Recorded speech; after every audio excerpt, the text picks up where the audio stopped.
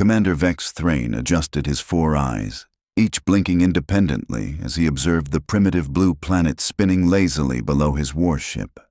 His species, the Korthak, had ruled the outer rim for 3 millennia. With razor-sharp claws that could slice through titanium and muscles dense enough to crush starship hulls, they were the apex predators of known space. "Sir," his subordinate Grix Valen croaked through his translator, mandibles clicking nervously. "The human colony on Kepler 442b has refused our ultimatum again." Vex-Thrane's laugh rumbled like grinding stone. "Of course they have. These humans, they think they're clever, don't they? Soft pink creatures with their pathetic single-heart circulatory systems and laughably fragile bones." He'd heard the stories. Humans were supposed to be nothing special. Average strength, average speed, average intelligence. Yet somehow, these mediocre beings had spread across 17 star systems in less than 2 centuries.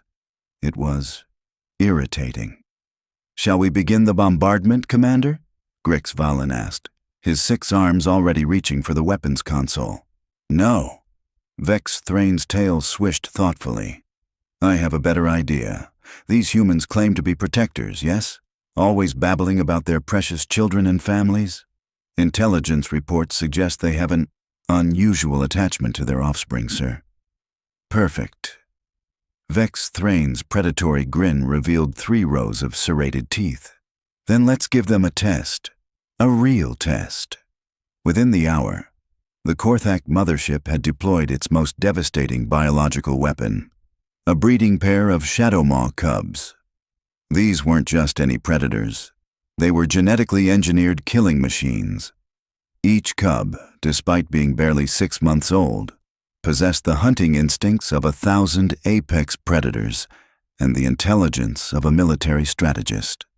The cubs were beautiful in their terrifying perfection. Sleek obsidian fur covered their muscular frames, while their eyes glowed like molten gold. Their claws were already sharp enough to tear through standard battle armor, and their developing telepathic abilities allowed them to coordinate attacks with supernatural precision. "Sir," Grix Valen hesitated, "are you certain about this? The cubs they're invaluable. If we lose them..." Vex-Thrane waved a dismissive claw. "We won't lose them. The humans will either surrender immediately when they see what we've unleashed, or..." He paused dramatically. "Or they'll be devoured. Either way, we win." The drop pods landed in the human settlement of New Haven with earth-shaking impacts. Emergency sirens wailed as colonists scrambled for shelter. The pods cracked open like deadly flowers, releasing their cargo into the unsuspecting community. Maya Singh was tending her hydroponic gardens when the first alarm sounded. A former xenobiologist turned farmer, she'd moved to Kepler 442 b seeking peace after the corporate wars. She definitely hadn't signed up for an alien invasion. "All civilians to emergency shelters immediately," blared the settlement's AI system. "Unknown biological threat detected. This is not a drill." Maya grabbed her emergency kit and sprinted toward the community center, but a low growl stopped her in her tracks. Behind the water recycling station, 2 creatures emerged from the shadows. They were cubs. Maya's scientific mind cataloged their features automatically. Feline-like body structure, but with reptilian scales mixed with fur. Oversized paws suggested they'd grow much larger. And those eyes, those intelligent, calculating eyes. One of the cubs tilted its head, studying her with an expression that was disturbingly human-like in its curiosity. Then it opened its mouth and spoke. "Human, you will surrender your settlement to the Korthak Empire. Resistance is futile." Maya blinked, then blinked again. Did you just talk?" The second cub, slightly larger than the first, snorted with what sounded suspiciously like amusement. "Of course we can talk, flesh creature. We're also telepathic, possess reflexes 17 times faster than yours, and our claws can slice through your colony's defensive barriers like they're made of paper." "Oh," Maya swallowed hard. That's not good." "Indeed it is not." The first cub agreed pleasantly. I am Keth Prime. This is my sibling, Nyx Secondary. We were sent here to demonstrate the futility of opposing our creators. Maya looked around desperately.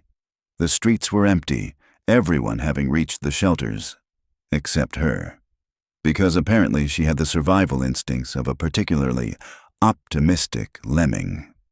So, she said slowly, you're here to kill us all? Nyx Secondary's golden eyes gleamed. Actually, we're here to hunt you.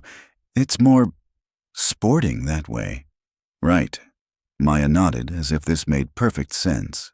And how long do we have before you start this hunting? Keth Prime consulted some kind of internal chronometer.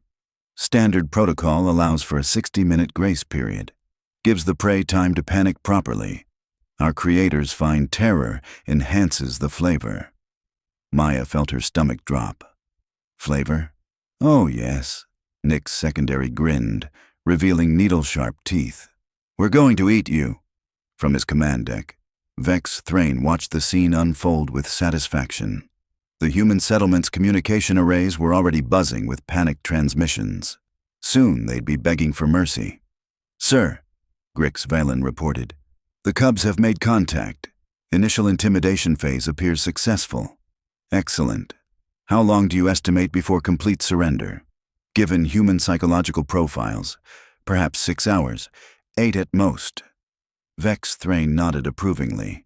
Begin recording everything. I want this documented for the Imperial Archives. Future generations should know how easily these humans crumbled. But down in the settlement, something unexpected was happening. Maya had done something that apparently no one in the galaxy had ever thought to do when confronted by genetically engineered super predators. She'd invited them for coffee. I'm sorry, what? Keth Prime's head tilted so far it was nearly upside down. Coffee, Maya repeated patiently, already walking toward her small prefab home. You know, hot beverage, good for conversation. You said we have an hour, right? The cubs exchanged glances. This wasn't in their programming. But we're supposed to be hunting you, Nyx Secondary protested weakly. Maya turned back with a smile that was only slightly hysterical around the edges. Look, I've had a really long day. My tomatoes are dying. The atmospheric processor is making that weird clicking sound again. And now I'm apparently going to be eaten by talking alien cats. The least I can do is caffeinate before my inevitable doom. She continued toward her door. Besides, you look young. Are you even old enough to be doing this whole intimidating predator thing? No offense. Both cubs bristled indignantly.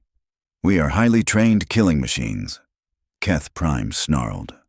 Genetically perfected hunters, Nyx Secondary added. Uh-huh. Maya unlocked her door. You coming in or not? I've got some excellent Colombian blend that survived the journey from Earth. The cubs stared at her, then at each other. Then, apparently against their better judgment, they followed her inside. Maya's home was small but comfortable, filled with plants from a dozen different worlds and photographs of various scientific expeditions. She moved efficiently around the kitchen, starting the coffee maker and pulling out a plate of cookies she'd baked that morning. So, she said conversationally while the cubs prowled around her living room like the apex predators they were. Genetically engineered, huh? That's fascinating. What's your base genome? You've got feline characteristics, obviously, but there's something else. Reptilian neural structures, maybe. Keth Prime paused in his examination of her bookshelf. You're asking about our biology? Well, yes. I'm a xenobiologist. Or was anyway. This is incredibly interesting from a scientific standpoint. Nyx Secondary had found her collection of alien flora samples. These are extinct Rigelian moss varieties. You know about Rigelian moss? Maya looked surprised and pleased. I thought I was the only one who collected pre-conquest specimens. Most people think it's boring. Boring? Nyx Secondary's tail lashed indignantly. Rigelian moss has the most complex symbiotic relationships in known space. Each variety supports 17 different microscopic species in perfect ecological balance. Exactly, Maya beamed at him. Thank you. Finally, someone who gets it. The coffee maker beeped, and Maya poured 3 cups, adding cream to hers and leaving the others black. She offered them to the cubs, who accepted automatically before seeming to realize what they were doing. "This is," Keth Prime began. "Highly irregular," Nick's secondary finished. "I know." Maya sipped her coffee and sighed contentedly. "But it's good coffee." The cubs tried their drinks hesitantly. Their expressions gradually shifted from suspicion to surprise, to something approaching appreciation. "This is actually quite good," Keth Prime admitted. "Thank you. So, what's it like being genetically engineered? Do you have enhanced senses? Improved cognitive function? I've always wondered about the practical applications of directed evolution." The cubs exchanged another look. They were supposed to be inspiring terror, not discussing comparative biology over refreshments. "Our olfactory capabilities are approximately 40 times more sensitive than baseline organic standards," Nick's secondary found himself saying. "We can track individual scent patterns across several kilometers and distinguish between emotional states based on pheromone production." "That's incredible. What about your telepathic abilities? Is it true telepathy or more of an empathic resonance system?" "True telepathy within our species," Keth Prime replied automatically, "though we can project basic emotional states to other sentient beings if needed. Hence the fear projection. Clever. Very efficient for psychological warfare." Maya spoke as if psychological warfare was just another academic topic, like crop rotation or stellar navigation.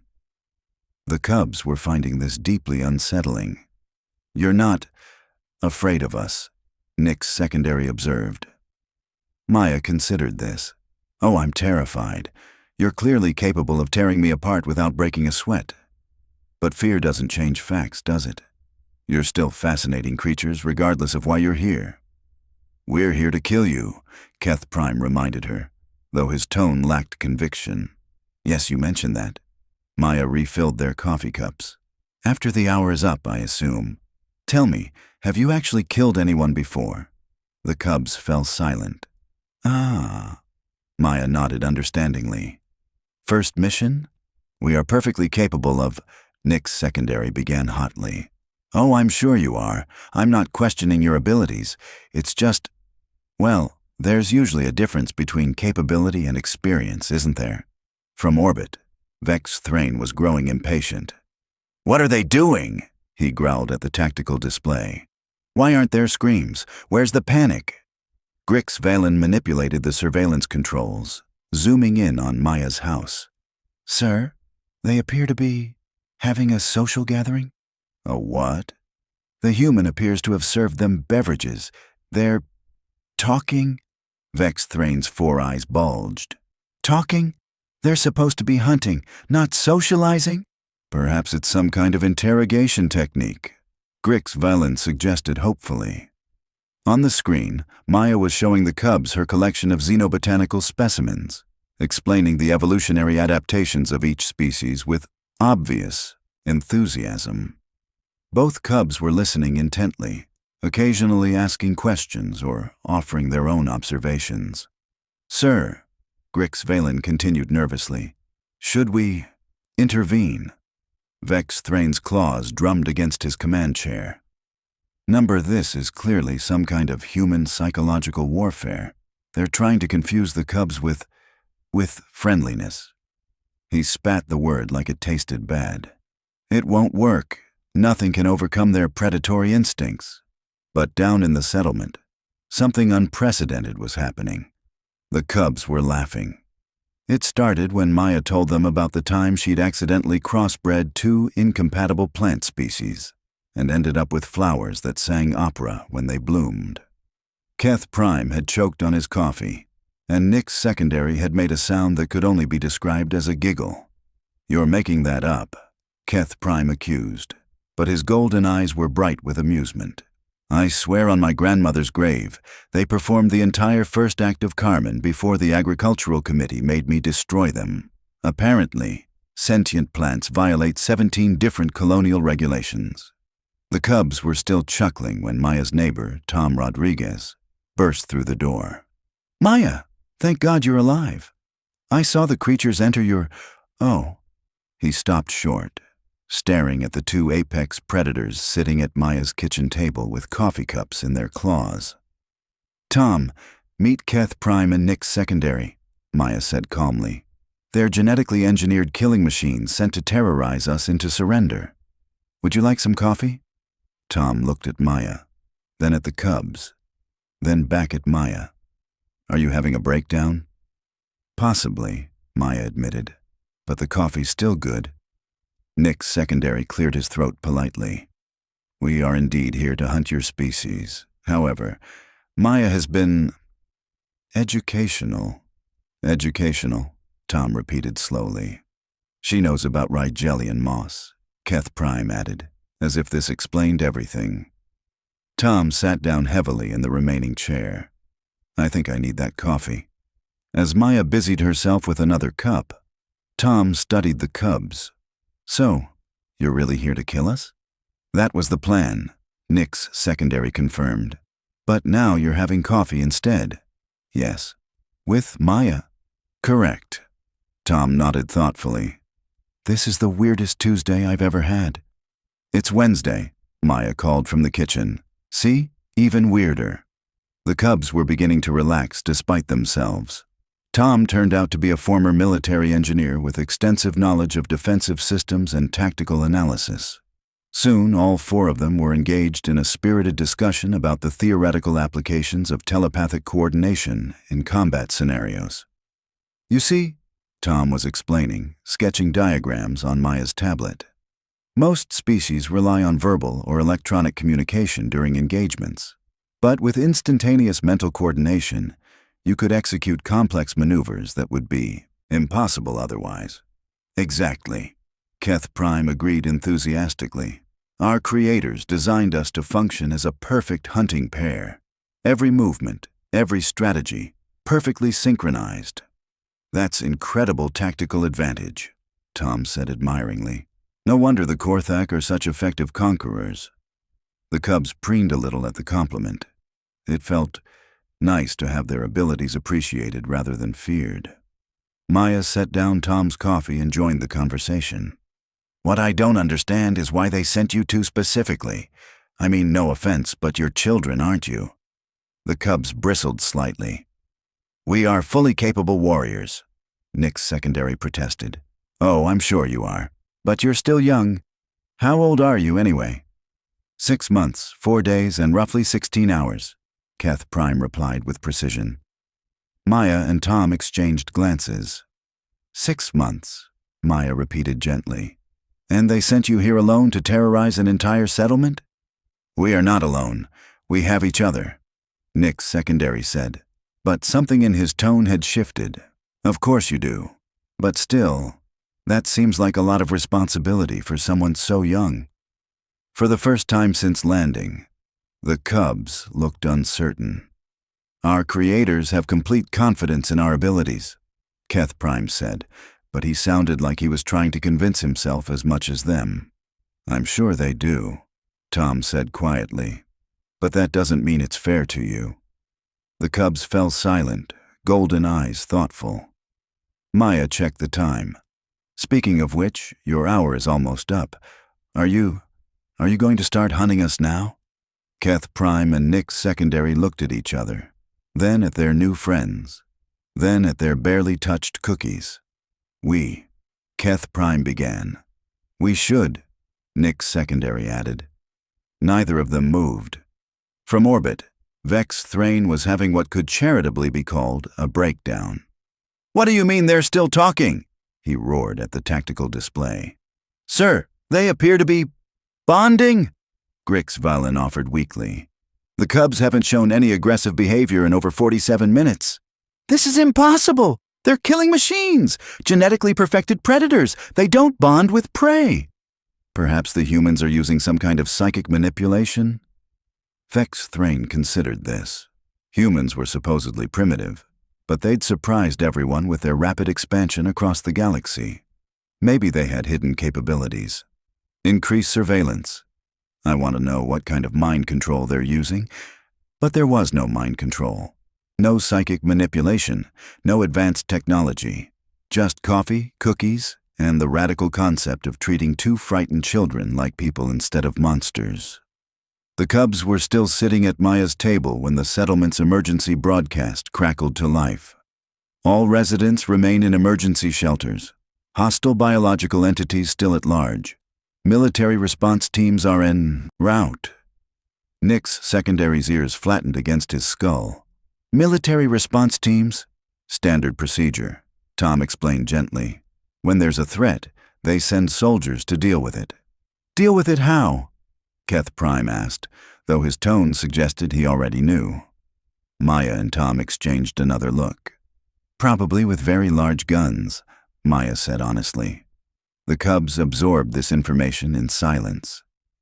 They're going to try to kill us, Nick's secondary stated matter-of-factly.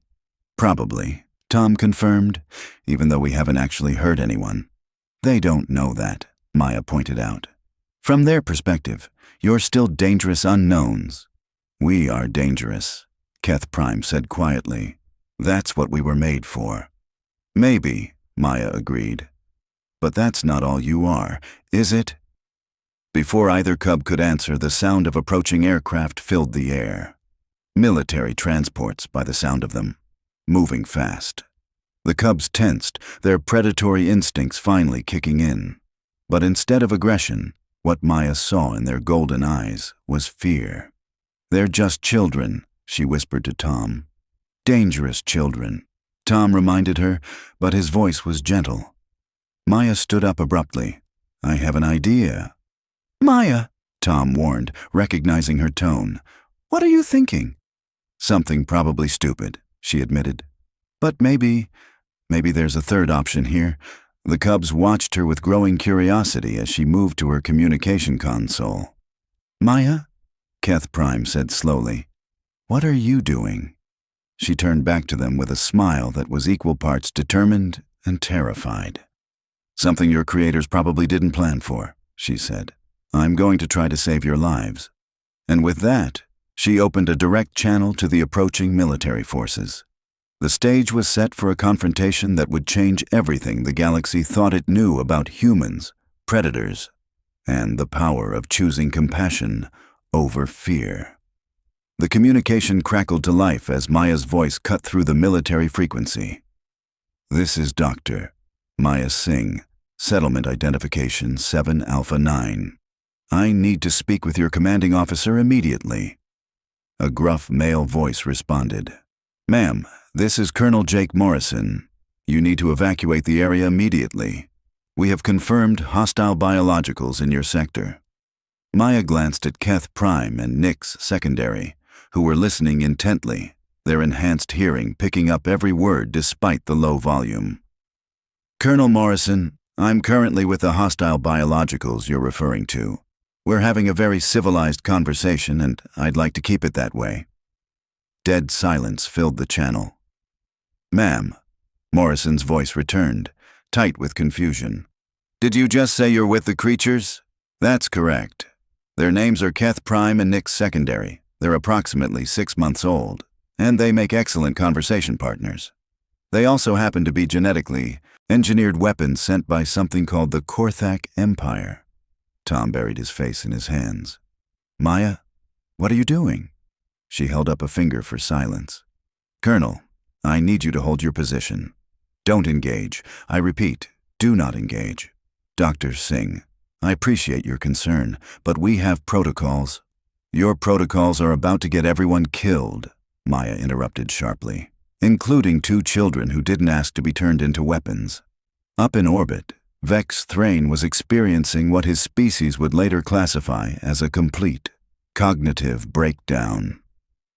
She's protecting them, he snarled, his claws leaving gouges in his command chair. The prey is protecting the predators? It appears so, sir, Grix Valen replied, his voice barely above a whisper. This is impossible. Humans are supposed to be cowards. They're supposed to surrender when faced with superior firepower. They're not supposed to, he gestured helplessly at the tactical display, adopt our weapons. But that's exactly what appeared to be happening. Maya continued her communication with the military forces while the cubs watched in fascination. Colonel Morrison, I need you to understand something. These aren't mindless monsters. They're intelligent, scared children who were sent here as a test by their alien overseers. Children? Morrison's voice cracked slightly. Ma'am, our scans show they're roughly the size of large predatory cats. Size doesn't determine age, Colonel. They're babies.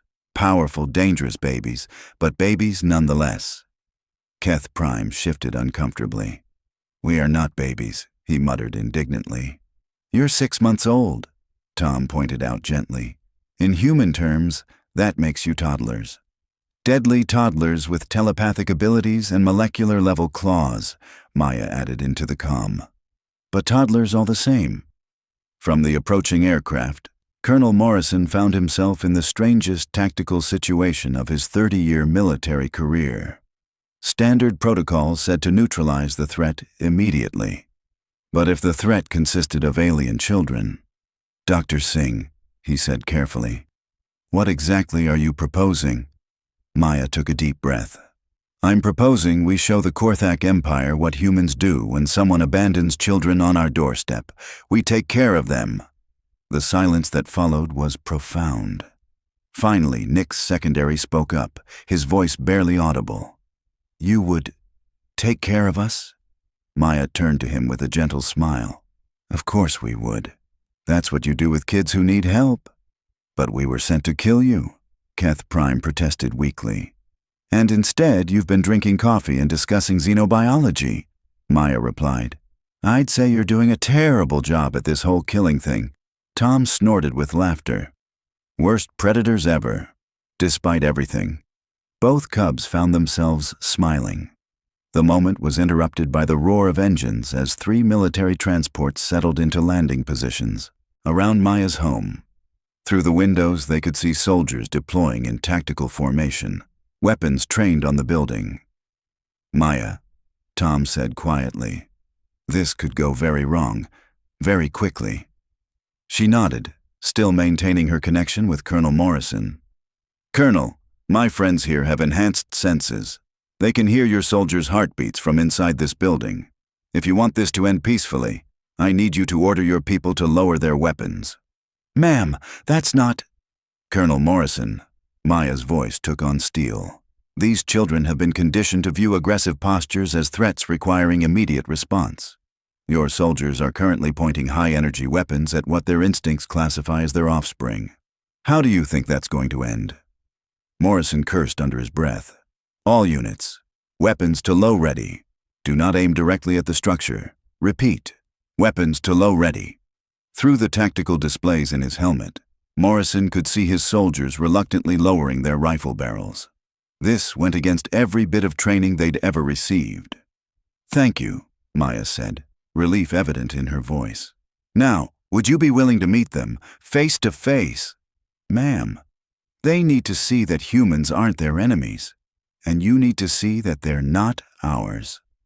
After a long pause, Morrison replied, Against my better judgment, yes, I'm coming to your position, alone.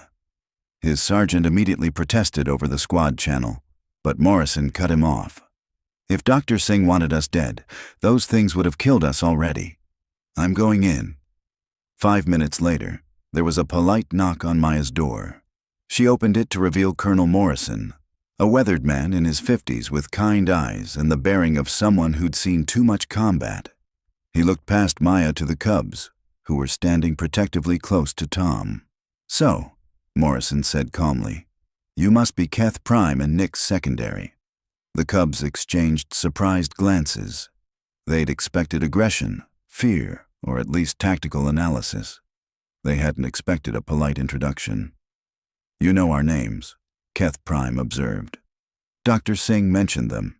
I'm Colonel Morrison. Mind if I come in? Maya stepped aside, and Morrison entered slowly, keeping his movements deliberately non-threatening. The cubs tracked his every step, but their postures remained relaxed. So, Morrison continued, settling into the chair Maya offered, I hear you're having quite an interesting first day on our planet. Nick's secondary tilted his head. You're not afraid of us, Morrison considered this. Should I be? We are genetically engineered killing machines, Keth Prime replied, though it sounded more like a question than a statement. So I've heard. You're also drinking coffee in Dr. Singh's kitchen instead of terrorizing the settlement. I'd say your creators might need to work on their programming. The cubs looked at each other, then back at Morrison. Something in their expressions shifted. Our creators, Nick's secondary said slowly, told us that all species would flee in terror when they saw us. They told us we were the perfect predators, Keth Prime added. Unstoppable, feared throughout the galaxy. Morrison nodded thoughtfully. And instead, you got invited for coffee. And learned about Rigelian moss, Tom added helpfully. And discovered that humans think abandoning children is wrong, Maya finished. The cubs absorbed this information in silence. From orbit, Vex-Thrane watched the peaceful scene with growing horror. This was not how conquests were supposed to work. Where was the screaming, the begging, the immediate surrender? Sir, Grix-Valen said hesitantly, what are your orders? Vex-Thrane's 4 eyes blinked in sequence as he processed what he was seeing. A human military officer was sitting calmly with his most prized biological weapons, apparently engaged in pleasant conversation. This changes nothing, he growled finally. The cubs will complete their mission or be deemed failures. Activate their combat protocols. Sir, that might be... Do it! Down in the settlement, both cubs suddenly stiffened as artificial impulses flooded their neural systems. Their eyes began glowing brighter, and their muscles tensed as combat conditioning overrode their natural responses. Maya noticed the change immediately. What's happening? Keth Prime's voice, when it came, was strained. Combat, protocols, activating, cannot resist. Fight it, Tom urged. You don't have to do what they programmed you to do. But Nick's secondary was already rising from his chair, claws extending involuntarily. Can't stop, must hunt. Morrison's hand moved instinctively toward his sidearm, then stopped. These were still children, even if they were currently being controlled by hostile aliens. Maya stepped forward without hesitation, placing herself between Morrison and the cubs. Keth, Nix, listen to my voice, she said firmly. You are not weapons. You are not tools. You are individuals with the right to choose. Must obey. Creators. Keth Prime gasped, fighting against his own nervous system. Your creators abandoned you, Maya replied sharply. They sent you here to die. Do you think they care what happens to you? The cubs wavered, caught between artificial compulsion and growing awareness.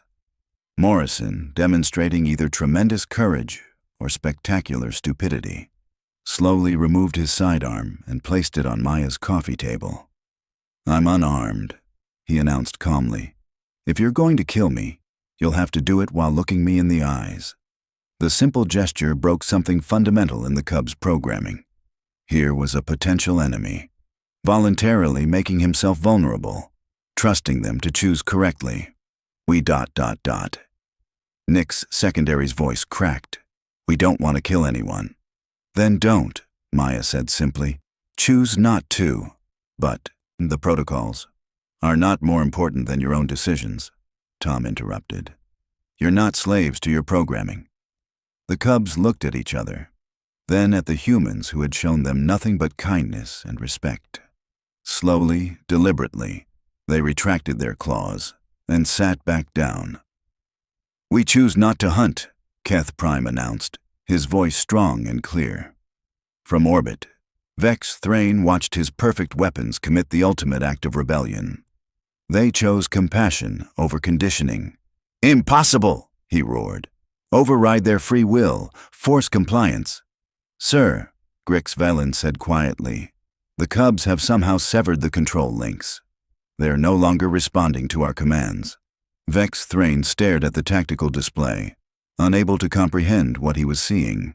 In less than 2 hours, the humans had accomplished something the Korthak Empire considered impossible. They had turned weapons back into people. Down in the settlement, a remarkable conversation was taking place. So what happens now? Morrison asked practically. Your people up there aren't going to be happy about this development. The Cubs considered this soberly. Commander Vex-Thrane will likely attempt to retrieve us, Nick's secondary said, or eliminate us as defective. Over my dead body, Maya said firmly. Maya, Tom warned. We're talking about an entire alien war fleet. So? She shrugged. They're bullies picking on children. I don't care how advanced their technology is. Morrison found himself grinning despite the situation. Dr. Singh, has anyone ever told you you're completely insane? Frequently. Usually right before I prove them wrong. The Cubs watched this exchange with growing wonder. These humans were actually willing to fight an interstellar empire to protect them.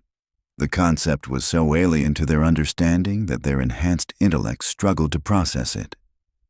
Why? Keth Prime asked quietly. Why would you risk yourselves for us? Maya knelt down to his eye level. Because that's what you do for family. And like it or not, you're part of our family now. The Cubs' eyes widened. In their entire short lives, no one had ever used that word in reference to them. They were weapons, tools, biological assets. Never family. We don't understand, Nick's secondary whispered. You will, Morrison assured them. Humans are strange that way. We adopt everything. Stray animals, lost aliens, abandoned alien superweapons. If it needs help, we'll probably try to take it home and feed it. As if to prove his point, Maya was already bustling around the kitchen, preparing more food. Are you hungry? You must be hungry. Growing predators need proper nutrition. The simple domesticity of the scene was not lost on anyone present. Here was a human treating two galactic-level threats like house guests who might need sandwiches. The peaceful moment was interrupted by a new transmission from the Korthak ship. Attention human settlement. Vex-Thrane's voice boomed through every communication device in the colony. You have corrupted our biological assets. Return them immediately or face annihilation. Maya looked up from her sandwich preparation. Oh, he sounds upset. Morrison activated his comm unit. This is Colonel Morrison, military commander of this settlement. I'm afraid I can't comply with your request. You cannot stop us from retrieving our property, Vex-Thrane snarled. Property? Maya snatched the comm device. Property! These are children, you monster, not property. The channel filled with Vex-Thrane's disturbed laughter. Children. They are weapons of war, biological tools designed for conquest. They're 6-month-old babies who like coffee and know about extinct moss varieties, Maya shot back. If that's your idea of weapons, your empire has serious problems. You dare mock the Korthak Empire? I'm not mocking your empire, Maya replied coolly. I'm judging it, and I find it seriously lacking in basic decency. The silence that followed was ominous. Finally, Vex-Thrane spoke again, his voice deadly quiet. Very well. If you will not return our property, we will retrieve it ourselves. All forces, prepare for surface assault. Morrison was already coordinating with his forces, but they all knew the truth. A handful of colonial security troops couldn't stand against an advanced alien military. We need to evacuate the settlement, Morrison announced. No, Keth Prime said firmly. Everyone turned to look at him. We will not allow innocent people to suffer because of us, Nick's secondary added. What are you saying? Maya asked, though she already feared the answer. We will surrender ourselves to prevent bloodshed, Keth Prime stated with heartbreaking dignity. Absolutely not, Tom declared. It is the logical solution, Nick's secondary began. It's not a solution, it's murder, Maya interrupted fiercely. Do you think they're going to welcome you back with open arms after you refused to kill us? The Cubs' expressions made it clear they understood exactly what would happen to them. Nevertheless, Keth Prime said quietly, we cannot allow others to die for our sake. Morrison studied the two young faces, seeing a resolve and moral courage that put many of his adult soldiers to shame. There might be another option, he said slowly. Everyone looked at him expectantly. What if we don't fight them? Morrison continued. What if we invite them down for coffee? Maya's eyes lit up. You mean? I mean, maybe it's time the Korthak Empire learned what happens when you mess with humanity's children. Tom grinned. This is either brilliant or completely suicidal. Probably both, Morrison admitted. But I've seen what happened here today. Maybe it's time to see if it can happen on a larger scale. The cubs looked back and forth between the humans, amazement growing on their faces.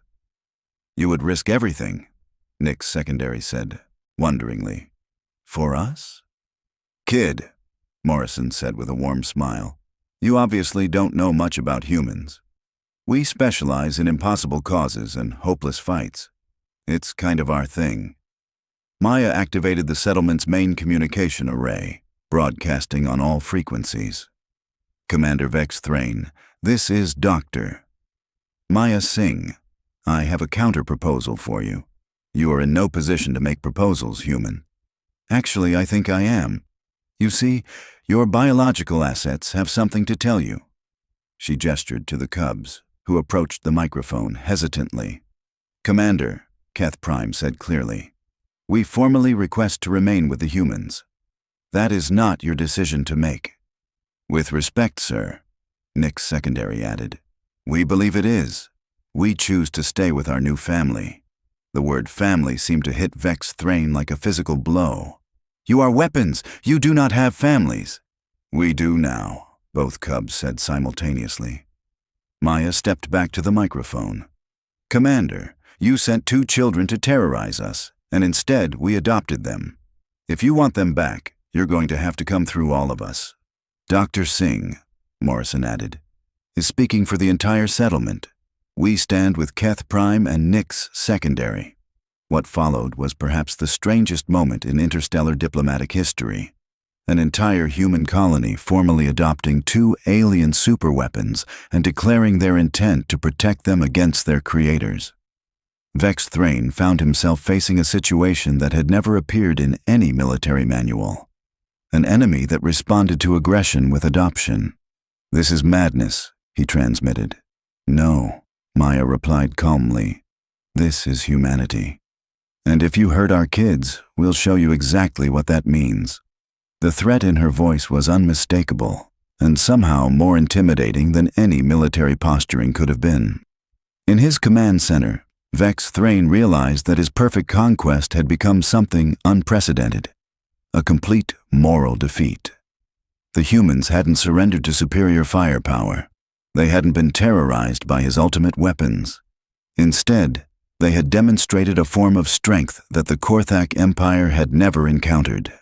The power of unconditional acceptance. Sir, Grixvalin said quietly, what are your orders? Vex-Thrane looked at his tactical displays, showing 2 cubs who had chosen love over programming and humans who had chosen protection over survival. For the first time in his long military career, the apex predator of the galaxy had absolutely no idea what to do. The test was over. Humanity had won. But the victory belonged not to superior tactics or advanced weapons, but to something far more powerful. The simple decision to treat lost children with kindness instead of fear. And in doing so, they had changed not just 2 young lives, but the entire understanding of what it meant to be truly strong. As Maya Singh served another round of coffee to her expanded family, she smiled at the thought that sometimes the greatest victories come not from defeating your enemies, but from showing them a better way to live. The Korthak Empire would never be the same. Neither would the cubs, and neither, for that matter, would humanity's reputation in the galaxy. Sometimes, the most powerful weapon against darkness is simply refusing to let it win.